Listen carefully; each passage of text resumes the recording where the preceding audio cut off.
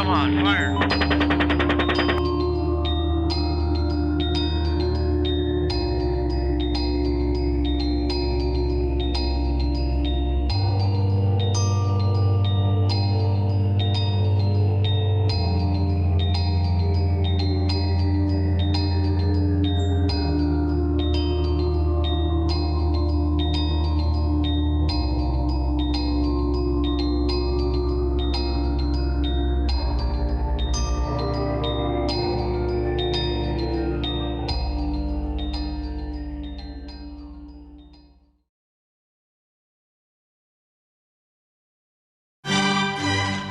Get out your notebook. There's more.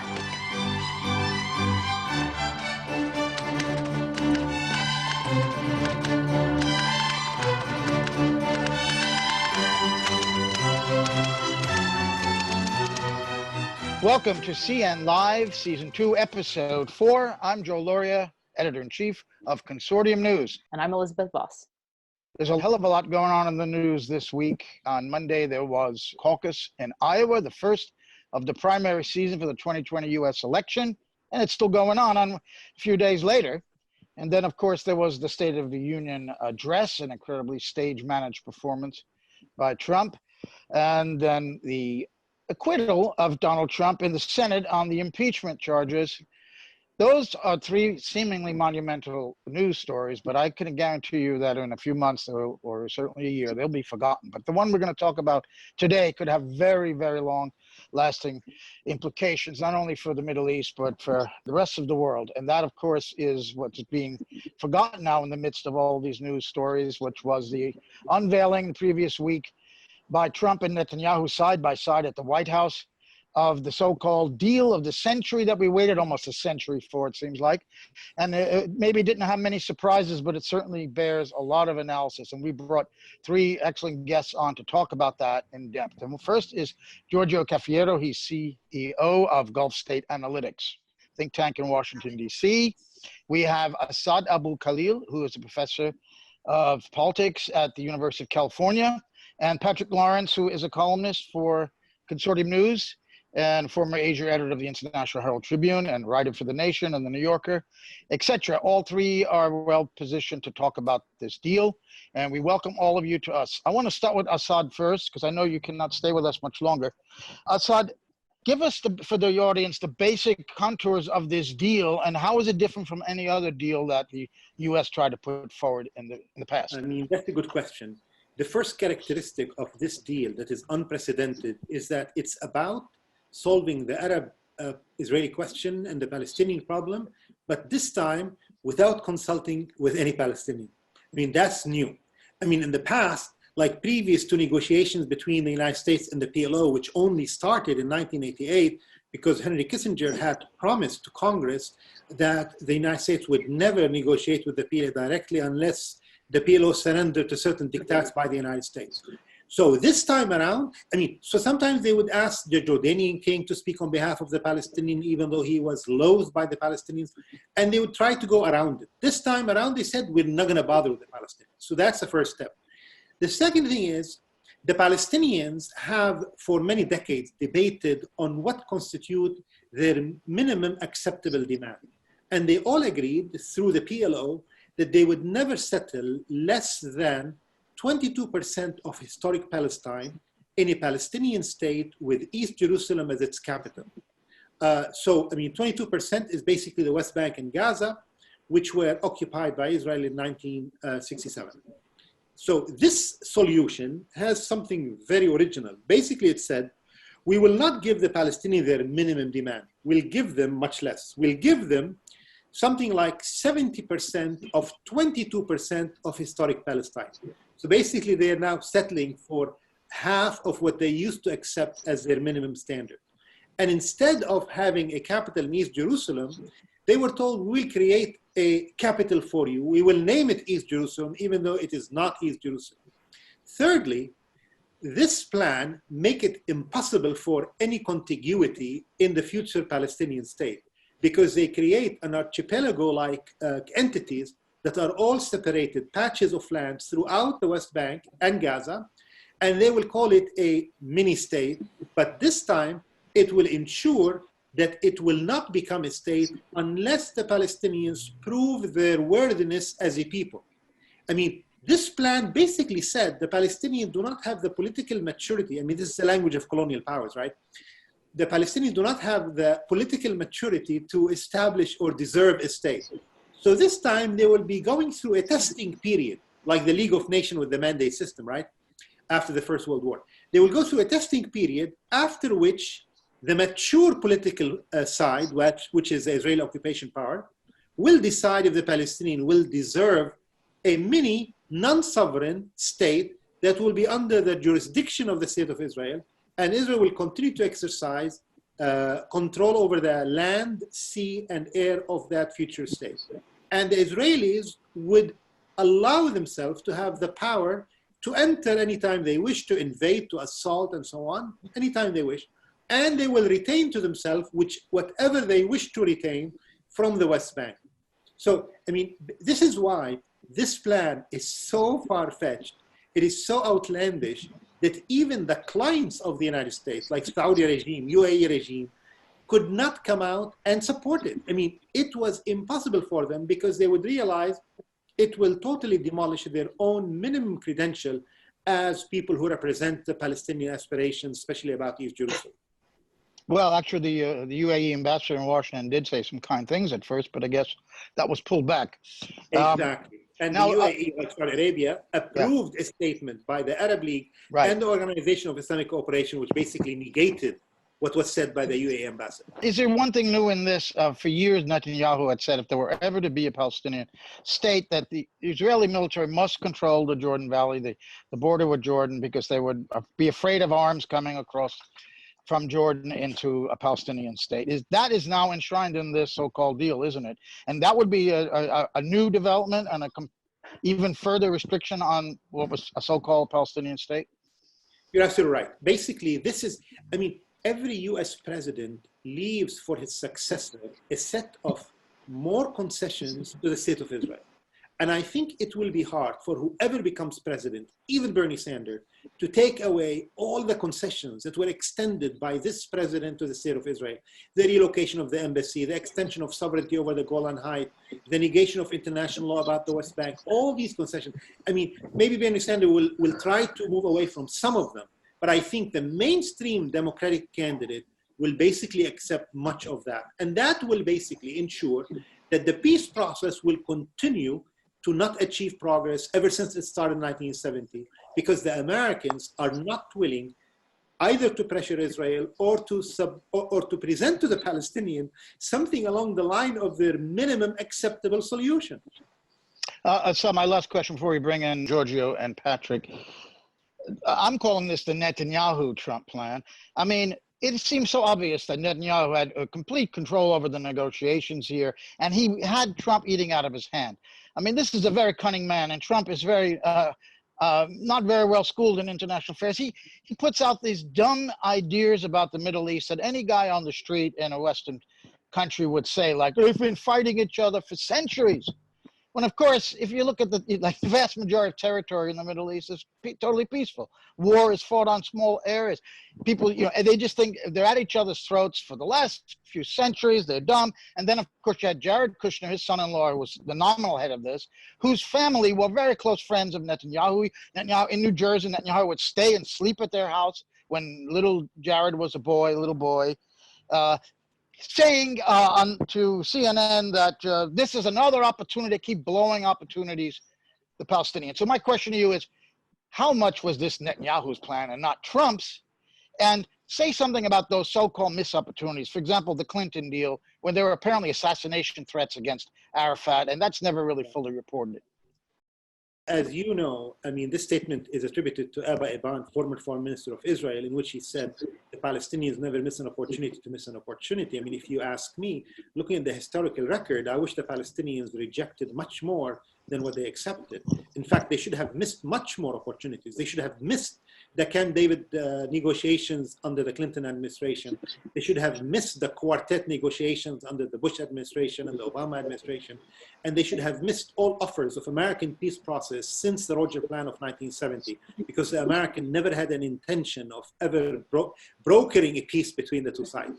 And I think that, I mean, the statement by Jared Kushner were outright racist. And I think more than characterizing this plan as the Netanyahu vision of the future, I think it's a combination between a compromise between Netanyahu and the Israeli settler movement in the West Bank.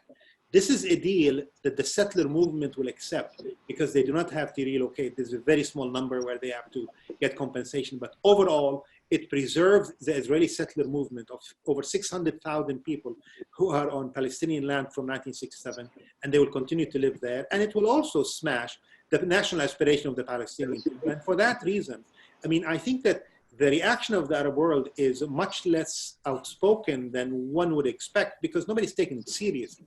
I mean, everybody's mocking Jared Kushner and his racist statement about the Palestinians, referring to them as pathetic and losers and things of that nature. The credential of Jared Kushner really are his fanaticism in favor of the state of Israel. But this is not new. I mean, all American presidents relied on the expertise and wisdom of Zionists whose only expertise and credential is really fanaticism in favor of Israel, even if they've never studied the region, they never knew the issues and so on, and basically allowing the Israeli lobby. I mean, this plan is so outlandish that even the voices within the Israeli lobby in Washington, D.C. were not enthusiastic about it. I mean, that's how far out it is. Giorgio, let me bring you in here. Does this plan allow new colonies to be built? Jewish colonies be built? I call them colonies, not settlements. I think that's a euphemism. And also, do you see ultimately this is the Jordan solution, a kind of final solution in a way, maybe not as dramatic, for the Palestinians, where they're going to be where Jordan is Palestine? You've heard that for years. Is that ultimately what's this going to lead to in your view, Giorgio? Yeah, I think the Jordan factor is extremely important. You know, the government in Amman is very concerned about how the Trump administration's policies vis-a-vis Israel, Palestine are completely contributing to the instability in the Hashemite kingdom.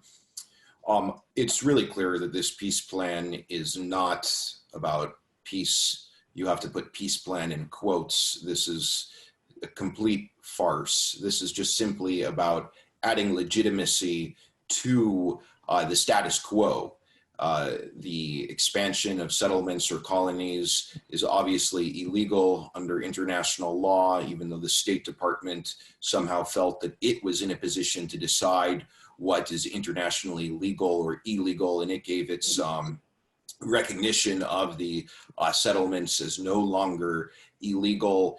But I think it's important when we look at this quote unquote peace plan to realize that this is a natural outcome of the policies of past US administrations. I know there were many people from the Obama administration who've been on the networks condemning this proposal with some very strong language. But, you know, for decades, the US would always say, we do not recognize the legitimacy of the settlements, but then they always used diplomatic, economic, and military means to make sure that Israel's project of expansionism into Palestinian land would always continue without any sort of consequences. They've completely incentivized the situation to become what it has. I think ultimately the Trump administration has these figures who basically just decided to pull the trigger, if you will, and just come out openly endorsing what the most right-wing elements of Israel want. But this is definitely just a form of rewarding illegal behavior. It's really absurd, it's outrageous, but it's also extremely dangerous too. But there's no freeze in settlements in this deal. They can continue to expand, isn't that right? Absolutely, absolutely. I mean, they play in terminology as they always do, right? They said they will freeze the building of new settlement, which basically means they can expand as much as they wish the existing settlement. I mean, it's one of those games Israel plays, of course. Patrick, let me bring you in. You, in your piece that you wrote for Consortium News, and Assad wrote one for us as well on this issue, you bring in a much broader view of American empire, really, that this is another example of an overextension of U.S. power, and you say ultimately would lead to the decline and end of U.S. power. Could you tell us a little how you fit in this Trump deal to that larger picture? It is by no means the first case in which the United States demonstrates that it considers power alone the sole, so to say, technology of its foreign policy. Diplomacy, compromise, mutuality, these things I mentioned in my piece, have nothing to do with it. It's not the first such case by any means. I think it's the most extreme. That's what distinguishes it. And I think it's important to note that something Giorgio said I greatly approve of. Trump, this did not begin, this trend I'm talking about, the reliance on power alone, did not begin with Donald Trump. He's perhaps the denouement, although there may be more coming, but it runs rather far back in American foreign policy, and I think we need to remain aware of that so we can locate Trump's policy in historical context. I'm waiting for the repercussions to come back from this. I think there will be many, as you said in your introduction. The implications will be in a certain way global. What's going to happen with American relations? How are the Europeans going to react to this? We haven't really heard yet, I don't think. What's going to happen there? How it will impact relations with Russia, right, which has a complicated relationship with Israel, right? So we have to watch all this stuff. And I think reliance on power in the 21st century, when the values of statecraft are becoming ever more important, is a losing proposition. Assad, let me ask you, since you may not stay with us much longer, what does this mean for the Palestinian Authority? Where they have cut off all relations with the U.S. and Israel. Apparently, also that means the security deal with Israel. Well, that's not clear to me. Maybe you could explain that. Well, but ultimately, they have to, to save themselves and screw the Palestinian people, somehow accommodate themselves to this in the end. Well, I mean, you're right. The Palestinian Authority is in a dire strait this time because it is a collaborationist regime. It was a regime that was set up to serve the occupation. As far as the statements were made by the so-called president, I mean, he's a so-called president because he hasn't been elected in many years, more than a decade, but his credential accepted because he serves the occupation.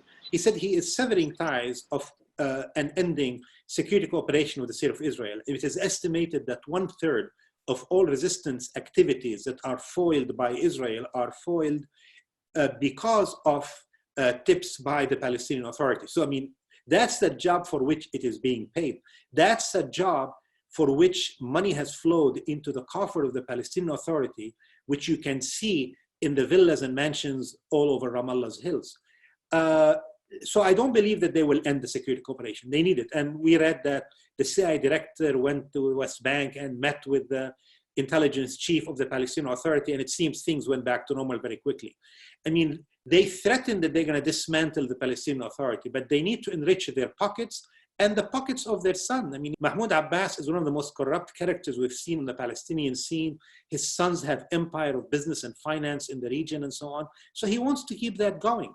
But I think that this deal has shown to the Palestinians the futility of the peace process and of the diplomatic option.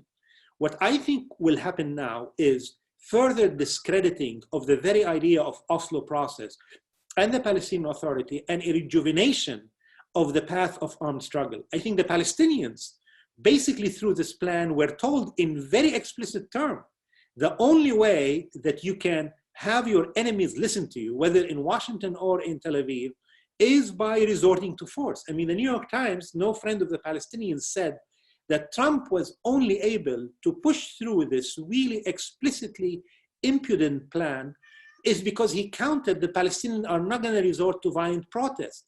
And the only reason they're not engaged in violent protest is because the Palestinian Authority serves as a Praetorian Guard of the occupation.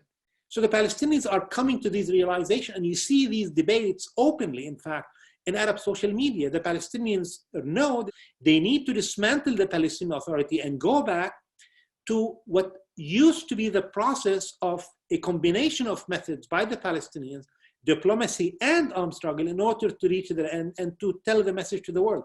I mean, for all the condemnation by the West against what they call Palestinian terrorism, if it wasn't for the Palestinian resort to arm, there would have been no attention to the Palestinians whatsoever. Remember that 242, the United Nations Security Council resolution of November 1967, did not mention the word Palestinian once. The word paid attention to the Palestinian once they made their existence known through violent acts. And I think the Palestinians are realizing we may have to go back to that era. Well, Giorgio, if it does turn to violence, another intifada, what kind of support, if any, could they possibly get from the region? Where would they get arms? Where would they get support? It seems to me maybe only Iran would be willing to somehow help, maybe Qatar through the Hamas in the Gaza Strip. But Turkey, of course, is speaking a big game, Erdogan, but what kind of support? And do they need regional support? For years now, they've been abandoned by other Arab countries, the Palestinians. I completely agree with this last point. There's always a portrayal of the Palestinians as being so violent, always keen to use terrorism. This is always a popular narrative, the portrayal in the West. And then when Palestinians deal with their realities in ways that we would consider to be mature, for example, going to the ICC, they get condemned. And it's something you have to ask, what do people in Washington want the Palestinian people to do other than just surrender?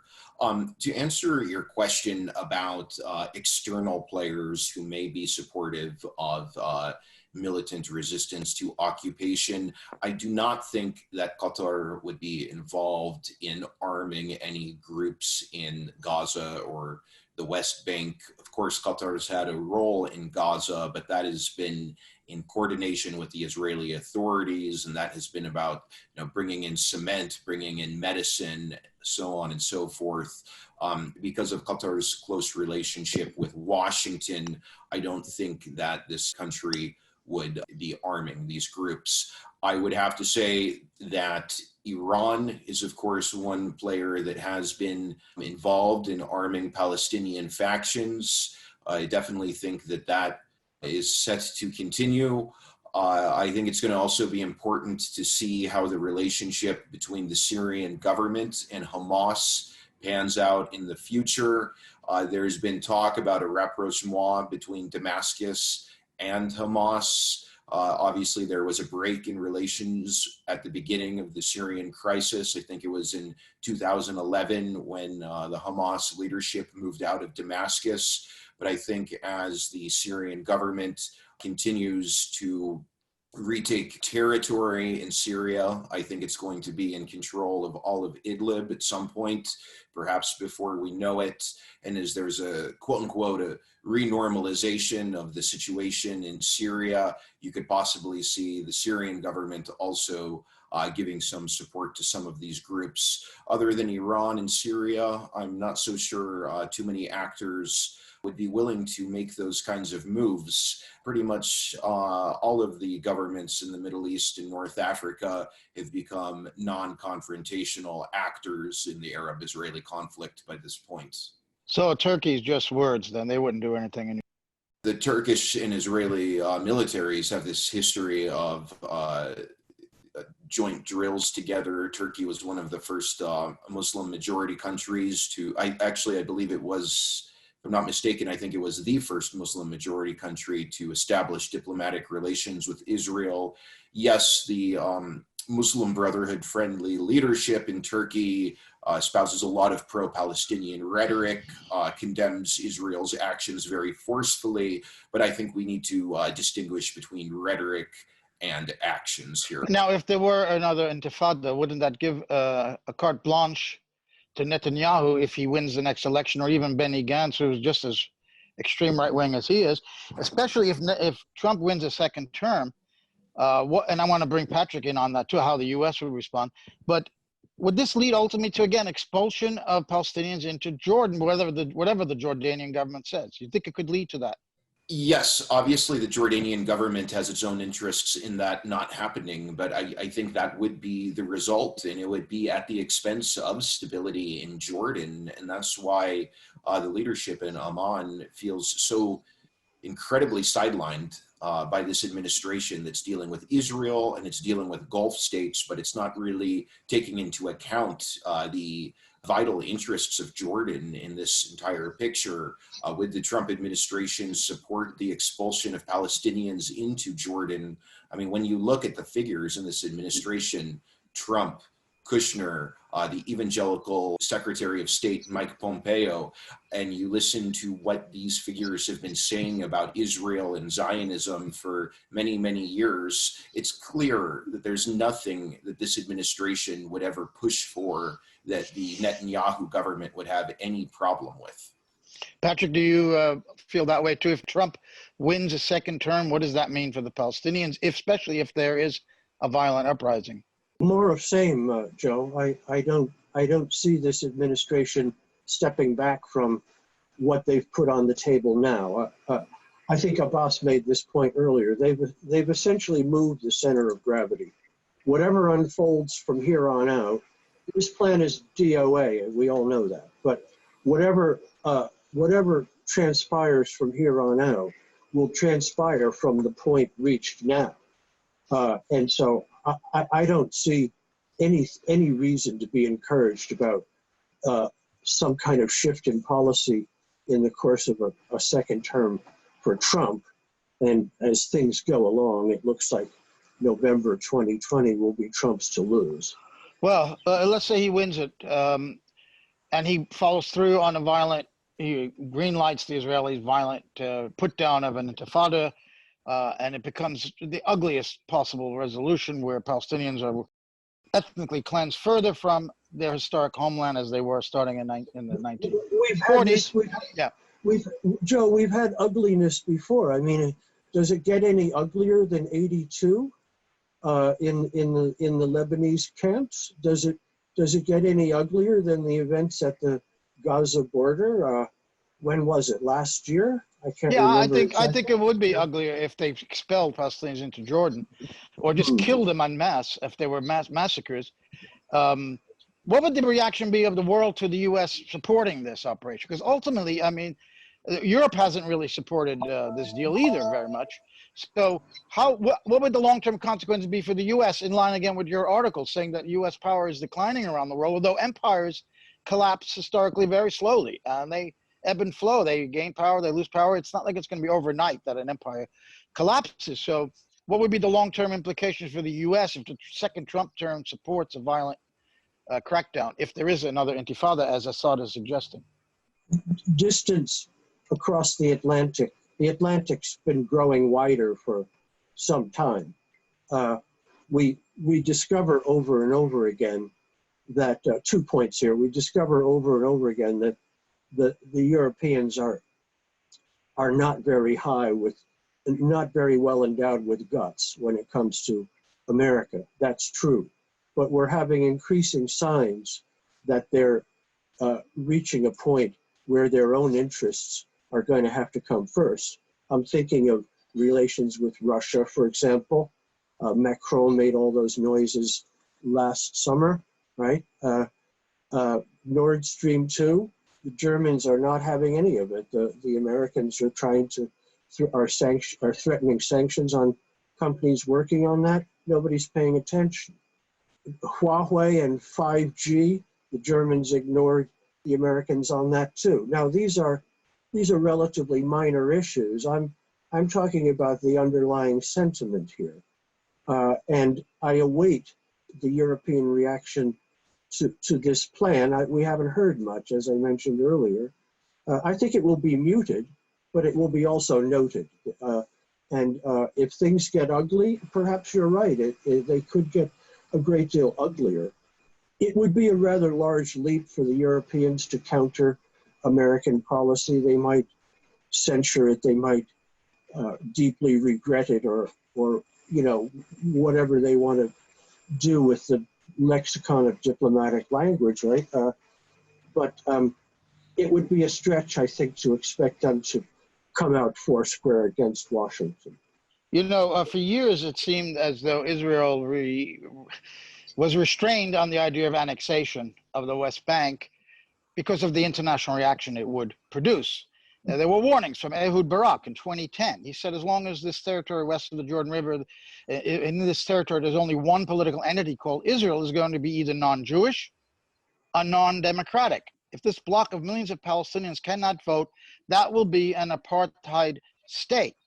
3 years earlier, Prime Minister Ehud Olmert said, if the day comes when the two-state solution collapses, as we seem to very well now have reached that for sure now, and we face a South African-style struggle for equal voting rights, also for the Palestinians in the territories, then as soon as that happens, the state of Israel is finished. And a former Israeli ambassador to South Africa, Alon Liel, put it even more bluntly. He said, that was back in 2007, I believe, in the situation, quote, that exists today, until a Palestinian state is created, we are actually one state, disjoint state, in the hope that the status quo is temporary, is an apartheid state. So he was saying it was already apartheid. That was the Israeli ambassador to South Africa.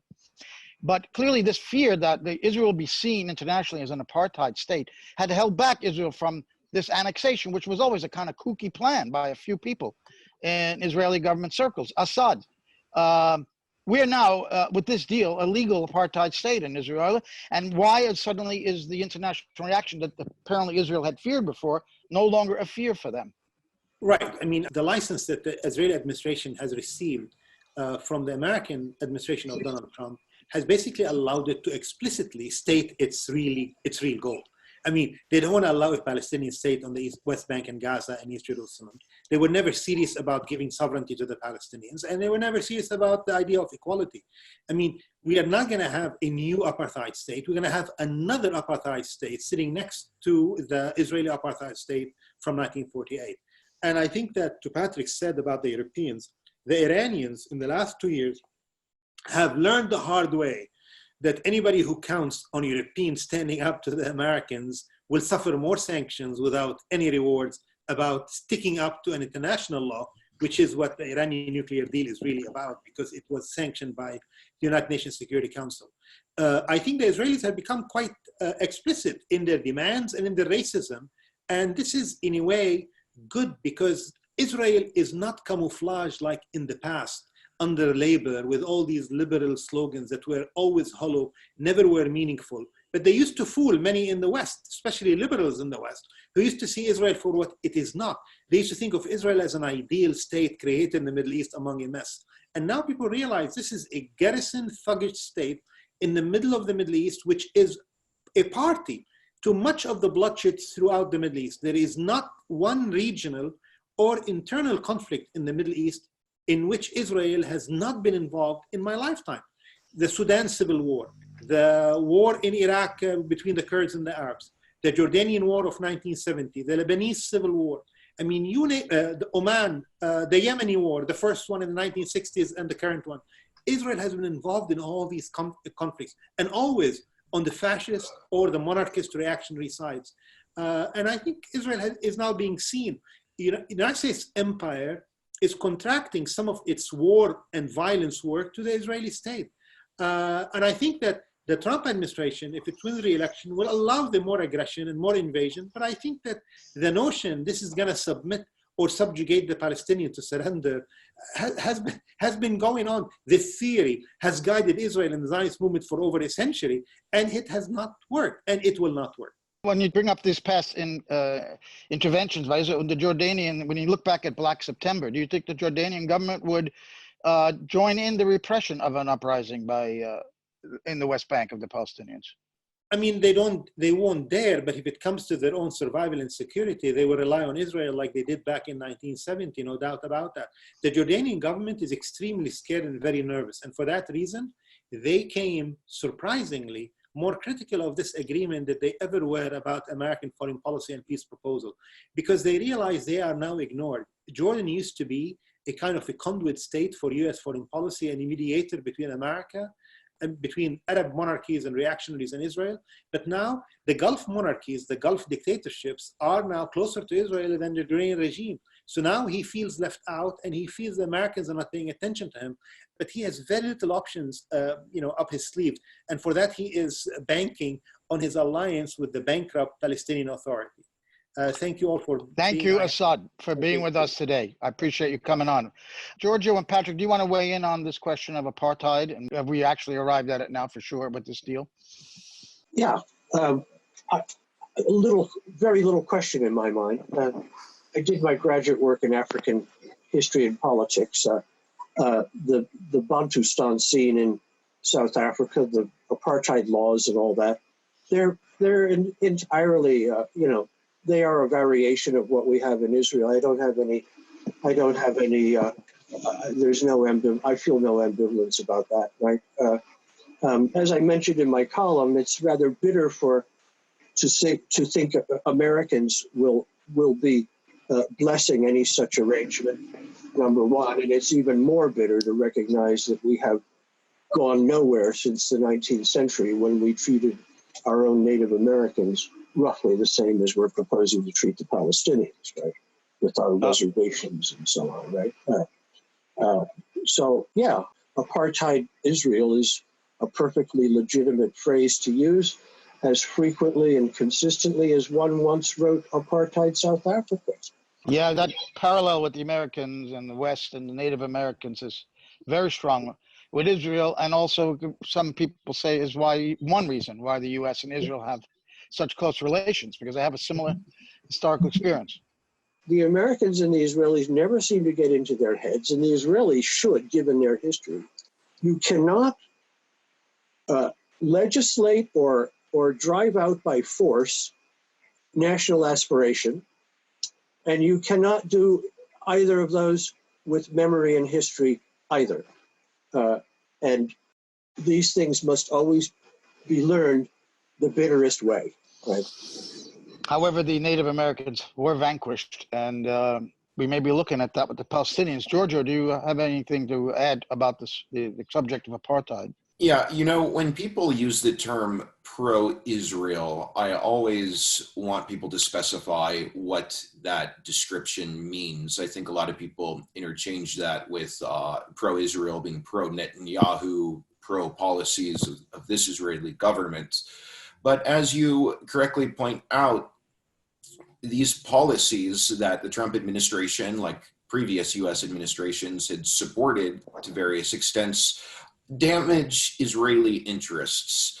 And, when we go back to the 1970s, when the Israeli state started to play a big role in terms of colonizing the Palestinian land that was annexed in the 1967 war, there were voices in Israel who said, wait, let's stop and think for a moment. If we continue to build up settlements in this land, where is this going to lead us?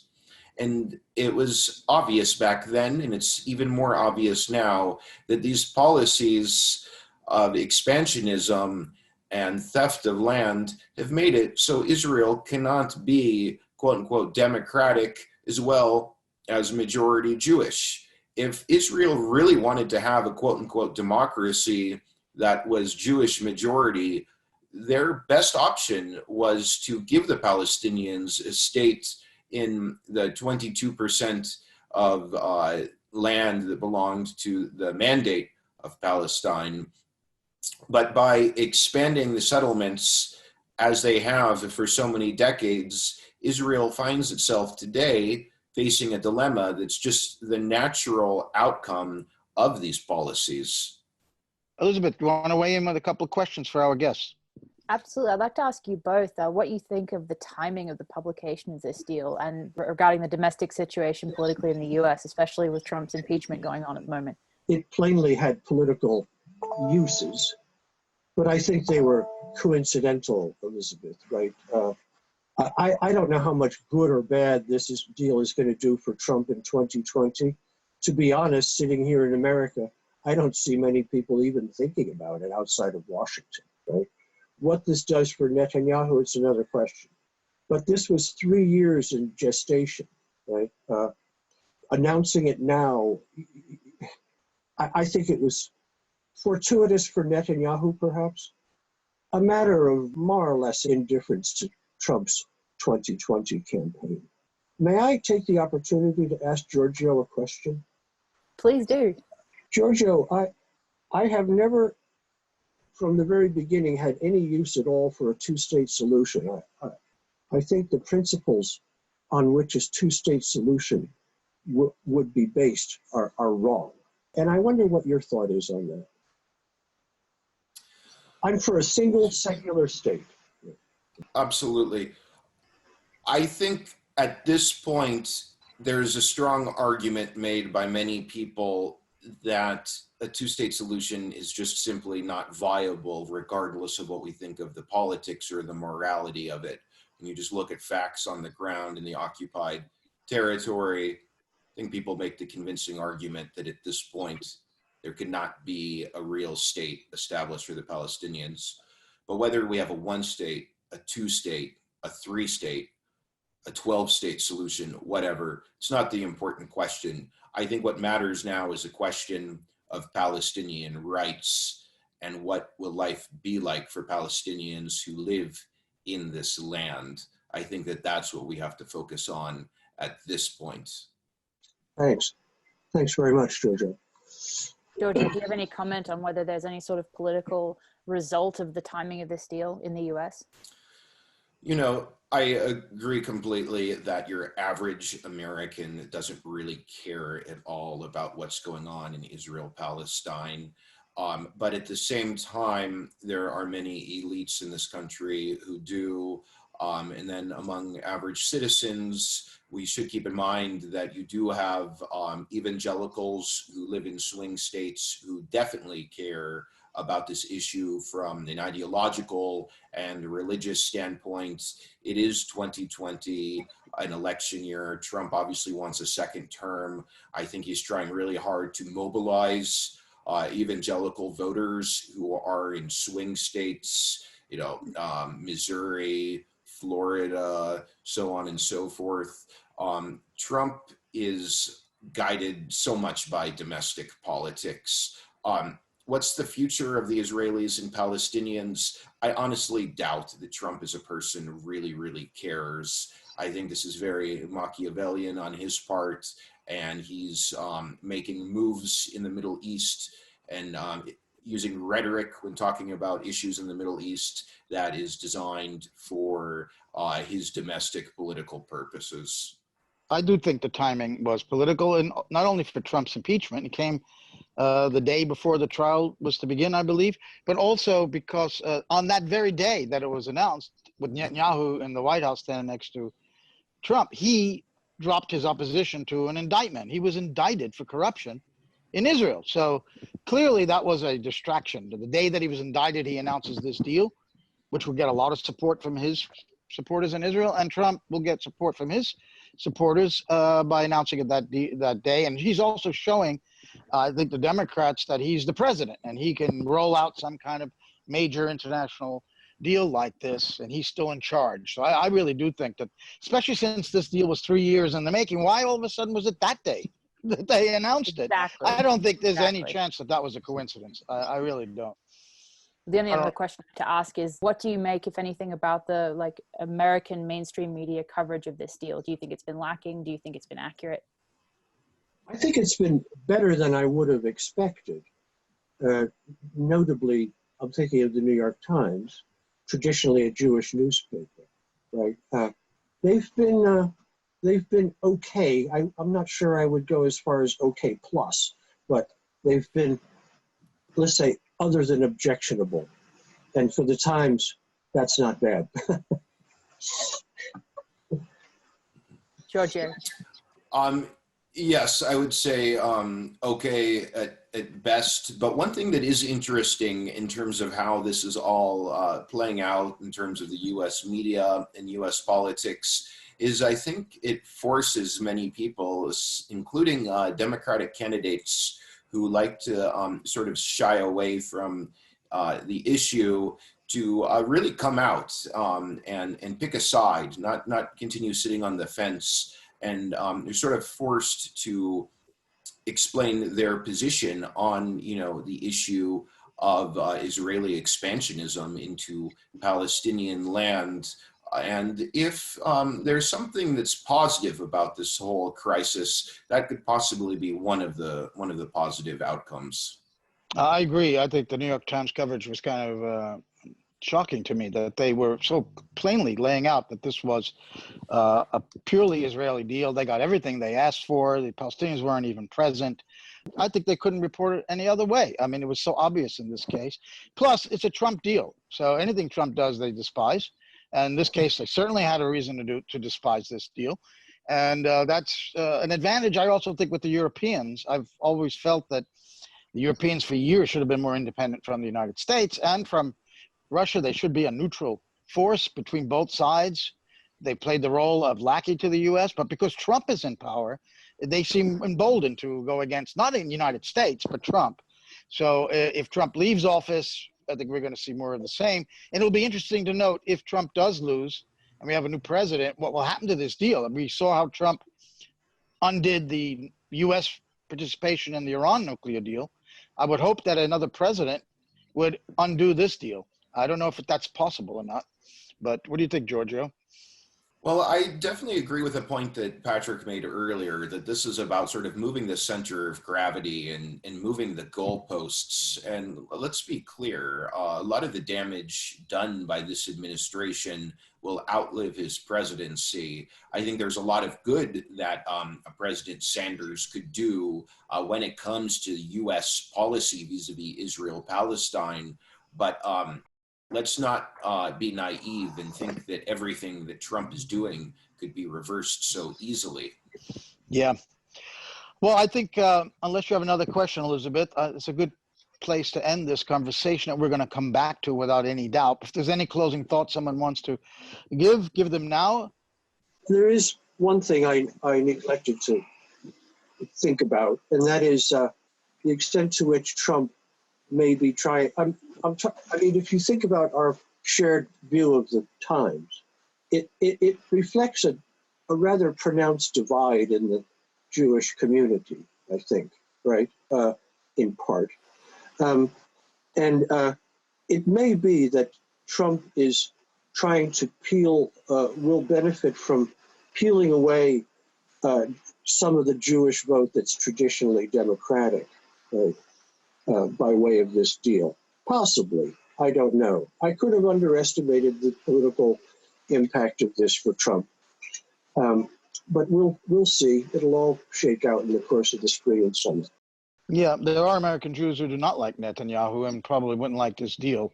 So I doubt that he'd be able to bring them on board. Well, for sure not. Yeah. So I want to thank you, Patrick Lawrence, for joining us.